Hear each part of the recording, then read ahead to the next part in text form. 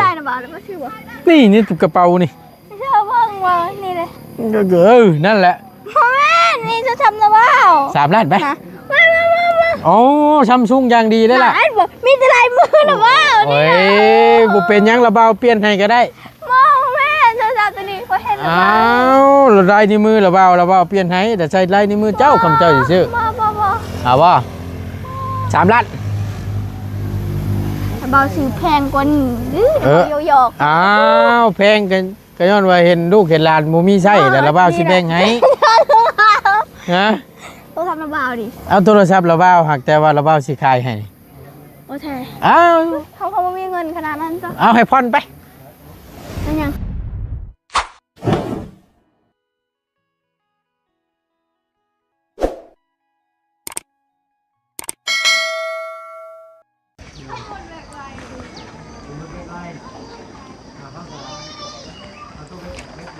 ก่อนอื่นพี่น้องเลยกราบสบายดีและสวัสดีเด้อพี่น้องสบายดีFCเบิร์ดสุคนบ่ว่าสิอยู่ในและก็ต่างประเทศก็ยินดีต้อนรับเข้าสู่ช่องประธานป้องชาแนลคือเก่าเนาะพี่น้องเนาะพบเจอกันครับหน้าเล่ๆรับลำบ่ตูนนี่แหละเนาะหลังจากที่ทางบ่ตูนได้เข้าไปหา2 ครอบครัวที่ทางบ้าบุญคงที่เพิ่นแนะนำเข้าไปนั่นนะพี่น้องให้เข้าไปทายเบิ่งแน่ว่าซั่นเพื่อมีทางผู้ใหญ่ทั้ง2ทางบ่ตูนเพื่อเพิ่นได้สดได้ช้อยว่าซั่นที่ครอบครัวถูกโจรปล้นเอาทรัพย์สินที่มีค่าปล้นไปพี่น้องเอ้ยเนาะแต่ยังโชคดีตรงที่ว่าบ่หมายเอาถึงแก่ชีวิตเนาะทรัพย์สินหรือว่าเป็นเข่าเป็นไฟโซลาร์เซลล์ต่างๆนั่นนะแม่นเพิ่นเอาไปเบิดพี่น้องเลยก็ถือว่าเคราะห์ให้สำหรับทางครอบครัวของเพิ่นเนาะพอดีทางพี่น้องอยู่ทั้งเหนือเพิ่นแหละพี่น้องเป็นพี่น้องชนเผ่ากึมมุเนาะที่มาเฮ็ดเวียกเฮ็ดงานทำงานอยู่พี่แหละเซโปนพี่น้องเลยซ่อมแต่งเป็นพวกไม้วิกเนาะหรือว่าไม้ยูคาพี่น้องเลยขอไล่ว่าสันชาแล้วก็เข้าไปแล้วมันวนว่าสันพี่น้องเพื่อที่เข้าห้อนนั่นนะก็เป็นตาญาติอยู่เนาะแล้วผู้ดีเข้าไปบ่พ่อพี่น้องเลยผู้ดีถามข่าวแล้วว่าเป็นทั้งหัวหน้ามาฮับเอาไปพักอยู่เพื่อนและอยู่เชฟโปนว่าสันพี่น้องเลยเนาะทางมาตูนและทีมงานก็ได้พากันกราบกันออกมาเนาะเอามาต่อกันบ้านนี้พี่น้องเลยทางมาตูนกะตอนอัดคลิปอยู่ในน้ำคลิปเอาเพิ่งเนาะกะที่มาตูนได้ว่ามีทางสองคนที่มาตูนได้คุยไว้1น้องเจดี2น้องป๊อปที่พี่น้องอาจจะหู้แหละที่ว่าโทรศัพท์ที่ว่าบ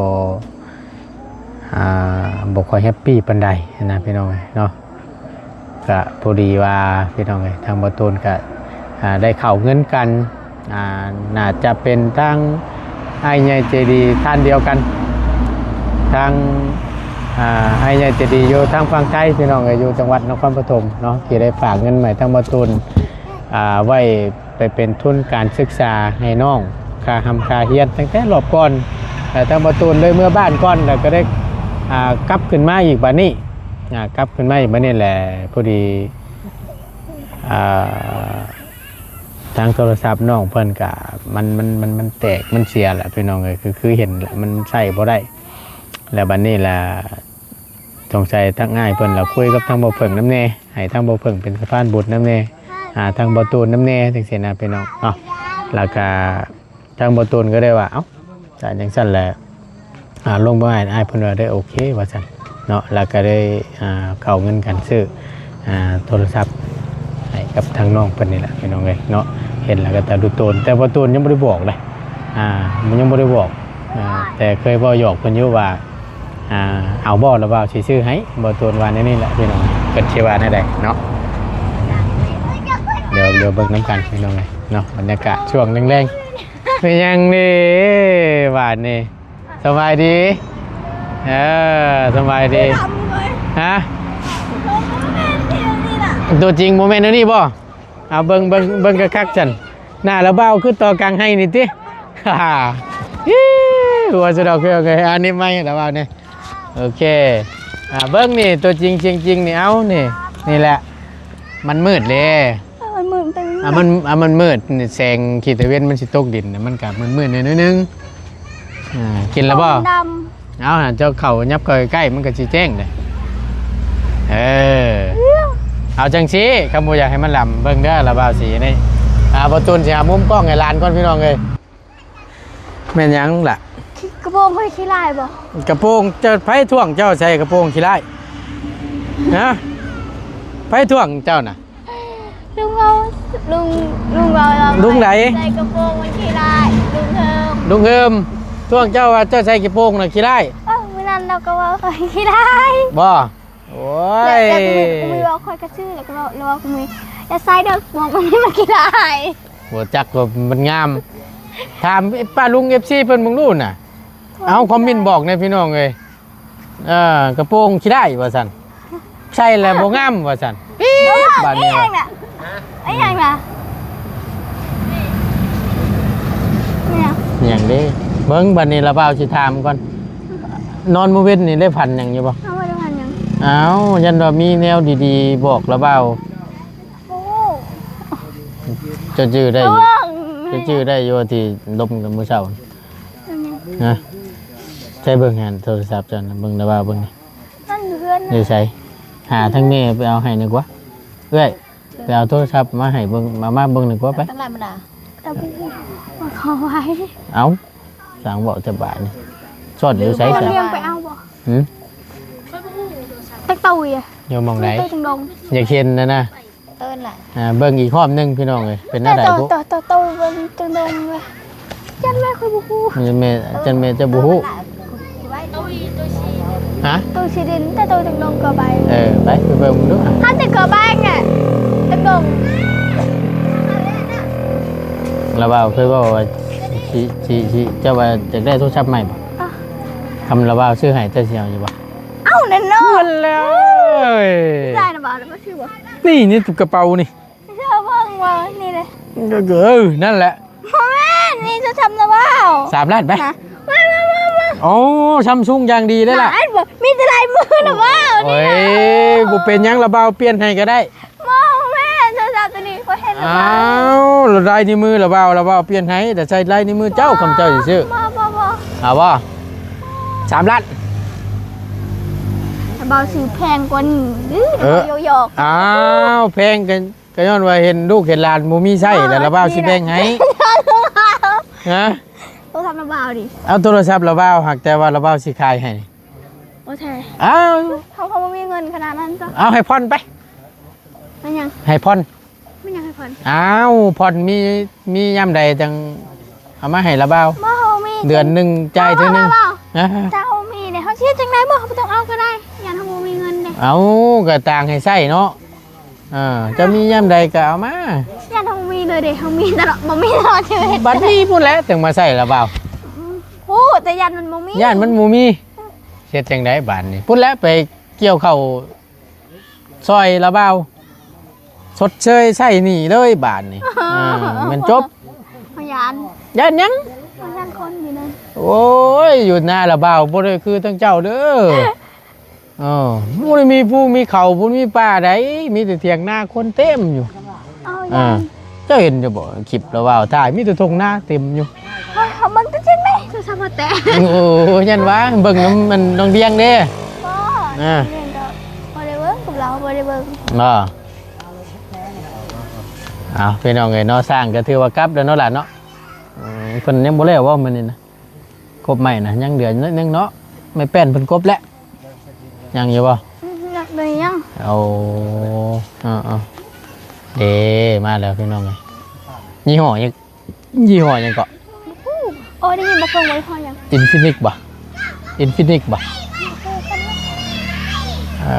ด้พี่น้องเอ้ย มึงมันไหน แม่นบ่ ขึ้นรหัสแบบไหน โอ้ยกระบะกระเบาะพี่น้องเลยเบิ่ง คักแน่นี่พี่น้องมันเป็นอะไรกินเอาตกคักตรงแน่ดิ บ่าวมีห้องมาเปลี่ยนเนาะเปลี่ยนป่ะ ไอ้ยังนี่ เปลี่ยนกันนะบ่าวป่ะ บ้าน ไอ้ยัง บ่หาปากกับบ่าวก็เราสิเปลี่ยนบ่ คุยกับเรา กระเป๋าซื้อๆนะบ่าวถามว่าบ่มีกระเป๋ามีแต่กระเป๋า อ้าวมีแต่กระเป๋ามาเปลี่ยนแล้วนะ ก็เปลี่ยนดีแล้วเนาะก็น้องสิเปลี่ยนให้นะบ่าวว่านะกระเป๋ามีแต่กระเป๋า อ้าวมีแต่กระเป๋าไม่อยากเปลี่ยน เปลี่ยนเนาะ ใช้ลูกเจ้าน่ะเอ้ยเหมือนลงอันนั้นนะประจักษ์ เอาได้ เอ เบิ่งได้ เอาพอเพิ่งมานั่งเคียงข้างนี่ก็ได้ไปตั้งนี่ก็ได้ล่ะเอ้ยมานี่ก็ได้มาโอเคเอามาจังหน่อย ฮึบเอากลับทักทายสบายดีทางบ่าวตุน โดยทางบ่เพิ่งนํเด้อพี่น้องเนาะ เลย พบเจอกัน ตัว ตกลงกับเราแม่เราเว้าน่ะ เปลี่ยนบ่ ระหว่างโทรศัพท์ มีแต่กระเป๋าเด้อ ก็ ถ้าโทรศัพท์มาเปลี่ยนอยู่ ก็จังว่า แต่กระเป๋าเปลี่ยนไม่ได้ โทรศัพท์เราเปลี่ยนอยู่สั่นเอากระเป๋าได้ใช้เงินได้ล่ะ แม่น ใช้เงินแต่เดี๋ยวนี้เขามีเงินจะกีบ โอ้ยกระบะกระบอกพี่น้องเอ้ย เขามีแต่กระเป๋าซื้อ บ่มีดีน่ะ เอาบ่คันมาให้สิ ตั้งเงินไอ้ยังนี่ อ่า ไอ้ยังนี่ เบิ่งให้เราว่าด้วยหั่นล่ะเห็นอยู่บ่เห็นอยู่บ่โอเค ไอ้ยังนี่ ใช้ ทั้งใดคือเวน ใช้ละบาท เบิ่งเงินได้ ไปไหน ค่อยๆเด้มัน บ่ไอ้ยังนี่หรือเปล่า เอาลองเบิ่งเป็นยังเลย เอา เฮ็ด เปิดไป เฮ็ด เลย ถึงข้างอยู่บ่ล่ะค่อยๆล่ะใจเย็น เอ้ยยังนี่ ใจเย็นเอา เฮ้ย บ้าใช่ เฮ้ยได้บาทนี่ นึกว่าถือบ่ เบิ่งเอ้ยใช่คือมันกล้องมันน่ะเบิ่งให้ มียังอีกบัดนี้ 17 iPhone Pro Max 17 Pro Max กักแน่ลิบ่เบิ่งให้แล้วบาทนี่ พอใส่ไปก่อนเพียง ไม่ นะ ซื้อนี่ เอากะ แม่นบ่ยี่ห้อเดียวกันบ่รุ่นเดียวกันบ่นี่ยี่ห้อเดียวกันแต่คนละรุ่นบ่ คนละรุ่นกัน ถือบ่ คือโปร17 แต่ว่าก็ นี่ ขายดีเลย ยังบ่เบิดนะบ่าวนี่ครับกันไว้บ่ให้มันแตกเด้อไปเด้อใส่ไว้ตลอดเด้อครับเฮ็ดได้ก่อน ขอบใจเด้อน่ะบ่เบิ่งกันเนาะ แล้วบ่าวบอกว่าครับของจากผู้ใหญ่เฮ็ดได้ก่อน ขอบใจ ถ้าว่าลูกน้องจะดีเฮ็ดผิดได้ก็ขอโทษขออภัยเอาดู โดย ถ้าว่าร้านจะดีเฮ็ดผิดได้ก็ขอโทษขออภัย เฮ็ดผิดขอโทษขออภัยเด้อ FC ถือไว้เด้อ โดย เอา เออ ขอบใจเด้อ ใส่ไว้เด้อมัน ป้า แต ขอก เด้อ ถามเลยเท่าไหร่นะบ่าวซื้อ อันนี้บ่มันบ่มีบินอยู่เด้อนี่ไงเนาะ สีน้ำเงินพี่น้องเอ้ยสีฟ้า จำนวน2ล้าน5เนาะทางประตูน้ำพี่หน่อยเนาะ2ล้าน แล้วซิมเขาใช้ได้บ่ ซิมมันใส่ให้แล้ว ล้าน ก็ได้ กับ5แสน นี่มีซิมอยู่พี่ล่ะ เนาะใน ซิมอยู่เลยเป็นส โท มา ร ร์ท ศัพท์ อีเมลให้เรียบร้อย จำนวนเครื่องนี้ เบิ่งอันนี้ก็มี ยี่ห้อ ฟ้า Infinix โอ้ดีใจ ที่ ดีใจ ออกใหม่ล่าสุด นาฬิกา ที่ ตัว ทาง โปร่มี บอตูนได้ซื้อให้น้องฟ้า ทัก เพิ่น ษะ แบบ เด้อ เดียวกัน บัดนี้ เนี่ย ทักษะเลย เอานี่ ใส่ดี FC เพิ่นก็ยังว่าใส่ดีโอเคว่าซั่น นี่เด้อซิมเนาะ ระบ้าคอเลยตัวนี้ บ่ อ้าวระบ้าชื่อให้ใหม่เลยเด้ บ่โทรศัพท์นี่มันเคยอยู่กับเฮาแล้ว ผมเคยอยู่กับเขา เอ้าระบ้าคอแน่นี่ เนาะเอา นี่ มันแตกแต่เจ้าสิไปเฮ็ดหยังนี่ อ้าวแล้วมันจะยังเป็นอย่างนี้ ระบ้ามีแหล้วแนวระบ้าสิเฮ็ด เป็นหยัง ระบ้าคอแล้วบ่ล่ะ ก็ดินบ่ค่อยเป็นบ่ได้มี ฮะ ให้เพิ่นสมัครให้เพิ่นสมัครอีเมลให้เรียบร้อยเนาะ สายส่งสายสากมีครบ เลยอันนี้ก็หูฟังแต่ก็ยังบ่ได้ลองหูฟังให้น้องมันดอกเลยลูก นี่ ไอ้ยะรอ ตก เพิ่น ซิม เพิ่นบลูทูธเนาะอันนั้น ตกซิ จิ้ม ม ซิมมันน่ะจิ้มซิม แล้วจิ้มซิมนี่ต้องเอาเก็บไว้กับกล่องมันก็ได้เวลาจะเปลี่ยนโอเคเอาไว้ใส่กันอันนี้บ่ค่อยแนะนำให้ใส่ปานใด เดี๋ยวหูชื่อดิ มันแบบว่ามันสิ พัฒนา เอาใจใส่อย่างอื่นหั่นนะ อ่า เนาะใส่ยำนอนก็ได้เนาะยำแบบว่าคนหลายๆเฮาก่อนสุดก่อนหน่อยหนึงเข้าข้างหนึง โดย เนาะบ่ให้ใส่ตลอดเด้มันสิเจ็บมือแต่ก็ยังเป็น ไม่ต้องเลย ไ ขาเท้าห้องแล้วบ่ปากใจอันนี้บ่ได้ยิน ก็ต้องเอาใจใส่เรียบร้อยเนาะทั้งหมดทั้งมวลนี่ก็เป็นทางพี่รัฐเนาะจากสมุทรปราการเป็นที่จากฝั่งไทยเนาะขอเจดีจากฝั่งไทยไปเลยเนาะ ว้างาม เป็นบ่ประตุนพรัดเนาะ จังหวะทางอ้ายเพิ่นก็ก็แต่ละเทื่อก็อ้ายเราบ่ได้ออกชื่อเสียงมีแต่ว่าผู้ใหญ่ใจะบุญเราอ่ะ พอแต่ว่าเมื่อคืนนี้ต้องถามเพิ่นแล้ว ครับเพิ่นได้แล้วว่าออกพร้อมชื่อเสียงก็โอเค เพิ่นว่าพิรัต เอาโอเคเนาะ น้ำปลาไม่จับปะ เอาให้น้องกินชาจักหน่อย พิรัตจากสมุทรปราการเนาะ เอ้ย ก็บ่แม่นของจุมาเองดอกว่าเพิ่นสมทบมาทางว่าเพิ่งตอน1 ล้าน5แสนกีบทางว่าตูน1 ล้านพอดีสมบัติตูนเนาะ โดย1ล้านผู้ดีเหลือจากหักค่าธรรมเนียมพี่น้องก็ได้รวมสมทบใส่กัน เป็นล้าน5พันเนาะรวมเหลือจากการหักค่าธรรมเนียมไทยลาวแล้วก็กา แม่ ร น กดออกอีกเนาะบ่ตูน แม่น ก็เหลือสำนั้นพี่น้องเนาะก็เลย มีสำนั้นก็เลยเอาตัวนี้เลยเนาะต่อเพิ่นก็บ่รุดบ่ลุยอีหลีได้ตัวนี้นะ คือว่าให้ เออ ดีสุดเด้อเล่น เลย อ่า โอ้ยตกใจ เอ ดี อก ว่า เท่าไหร่นะบ้าซื้อกี่ก็ลืมเนาะ ลืมอีกแล้ว เพิ่นรับประกัน1 ปีเด้อแตกบ่รับประกันถ้าว่าเครื่องมันดับนี่เพิ่นรับประกันจอมันล้วนๆนี่เพิ่นรับประกันเราเก็บใบนี่ไว้นำใส่กล่องไว้เด้อ อืม ถ้ามีปัญหาหยังก็บอกทางบ่าวตูนก็ได้หรือบอกทางระบ่าวก็ได้เรื่องระบ่าวสิเอาไปเคลมให้หรือว่าไปเบิ่งให้เพิ่นเบิ่ง เอ ให้ อยังบ่ยอมอยู่แล้วว่าสิขอซะตอนนี้แหละไม่ อ๋อสภาพนี่มันอยู่กู โอ้ยตายเนาะอืม เปลี่ยนว่าเกิด เมื่อยน้ำดี เอากระเป๋านี่ก็เบิ่งก็เด้อ แต่คักดีพี่น้อง กระเป๋านี่เด้อจ้ะกระเป๋านี่ให้อันนั้นบ่ ให้นะบ่าว ให้ระบ่าวให้ราชาระบ่าวมีแล้วให้น้องอันนั้นก็ได้ เอาโทรศัพท์เจ้า น้องจริงๆกันดิตะบอน ยันเราบ่ยาก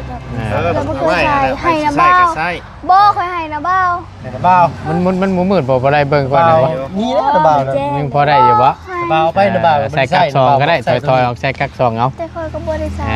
บ่ได้ใส่แต่มันแจ้งๆนิดนึงโอเค เจ้าให้เราเองเด้อเนาะ ใช่ เลยให้เจ้าให้ตะบอนนี่เนาะ โดย เนาะมี ดีใจน้ำลายๆเด้อ เลย เชื่ออยู่บ่ล่ะว่าสิซื้อโทรศัพท์ให้ เสื้ออยู่คอยเห็นโทรศัพท์ไผซื้อนะคือแบบนี้คือกัน จะจืดเลยนะ บ่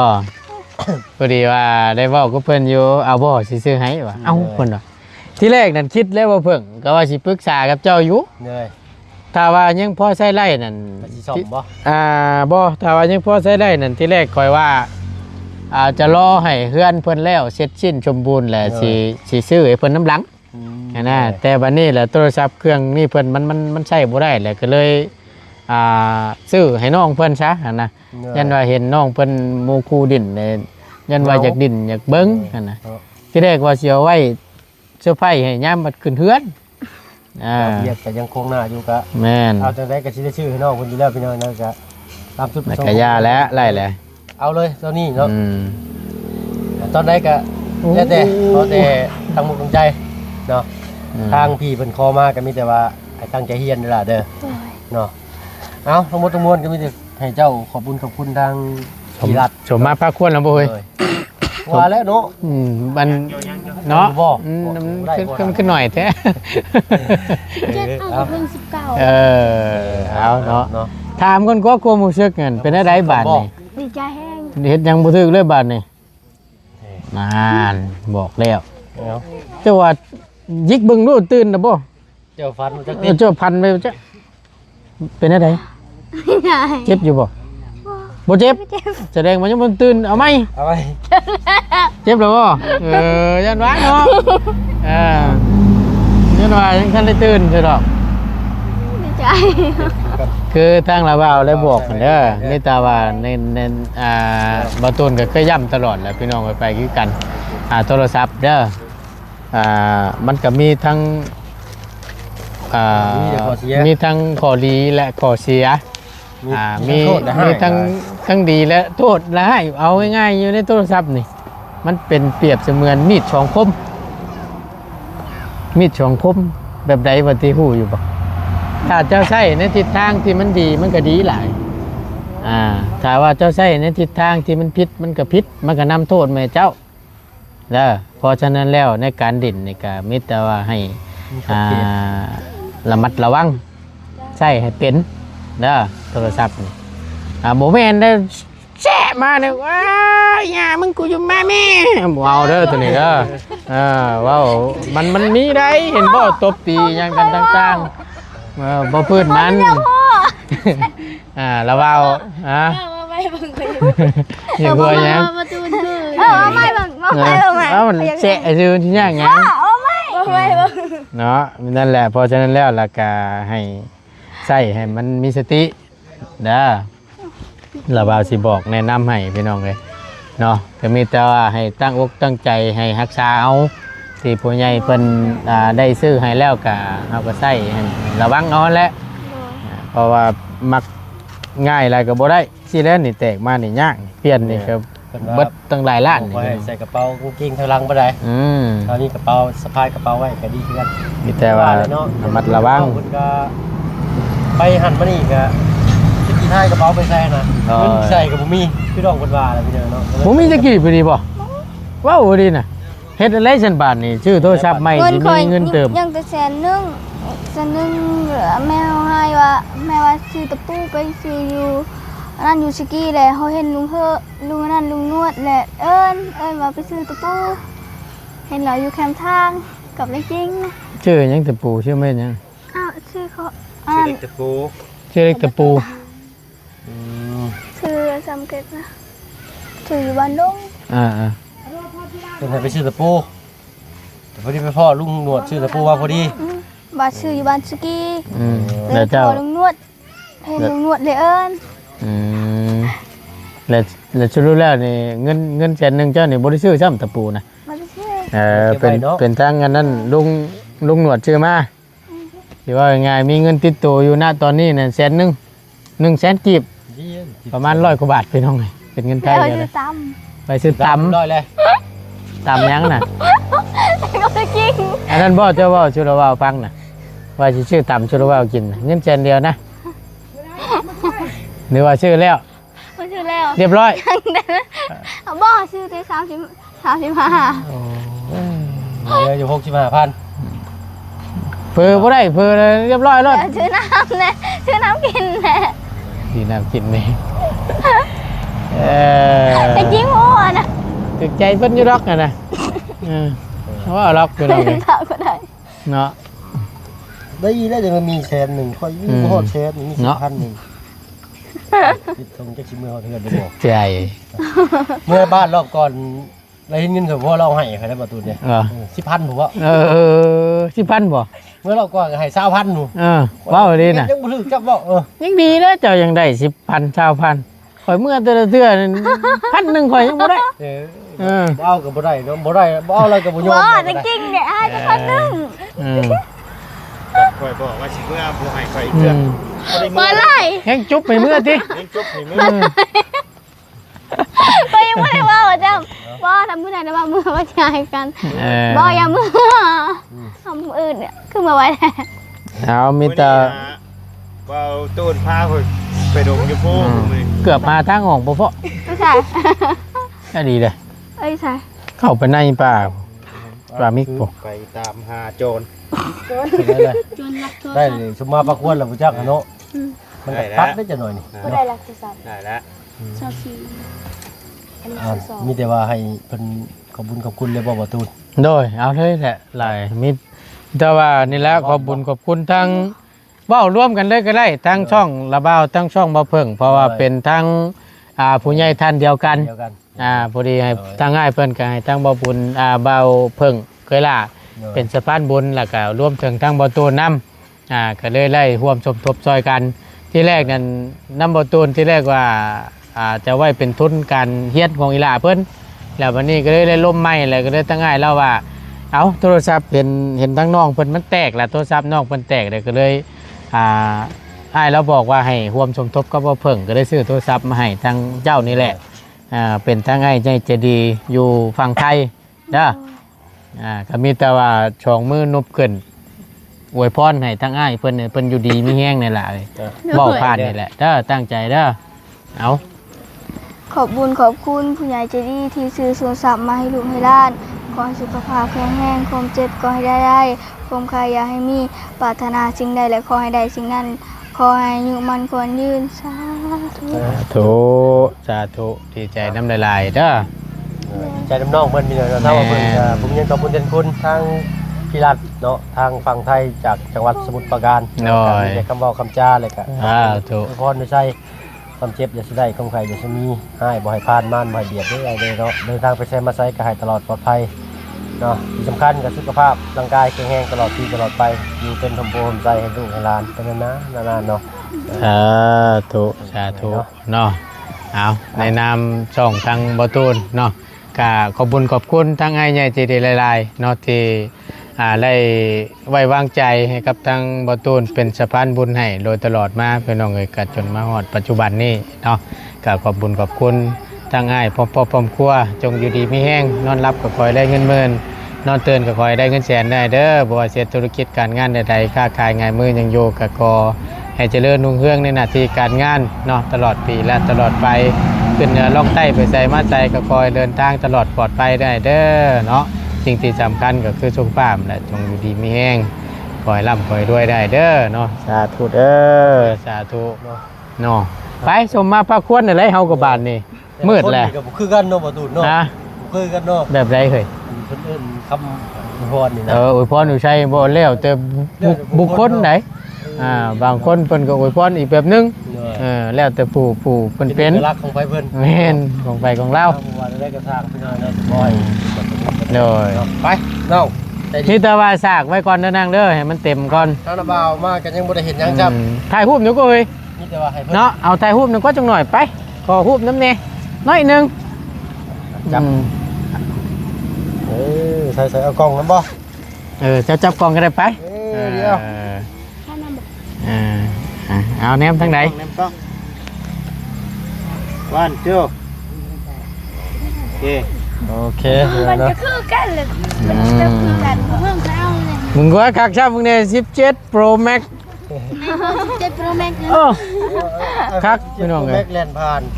ตลาดเดี๋ยวเด้อ เอาสากไว้เด้อ เอากล่องโทรศัพท์เจ้าไป โอเคมาไม่ละเปล่านอนจะได้นอนอยู่บ่ดิมาแดงในบาทนี่เนาะโดยไปพี่น้องเลยเนาะเอาขอบคุณหลายๆอยู่ดีมีเฮงสำหรับคลิปนี้บ่ตูนล่ำลาแหละพี่น้องสบายดีเด้อคนกลุ่มอยู่ไผไม่ให้จักเคยน่ะ ว่าจะอุดยุ่งเนี่ย คักแท้นี่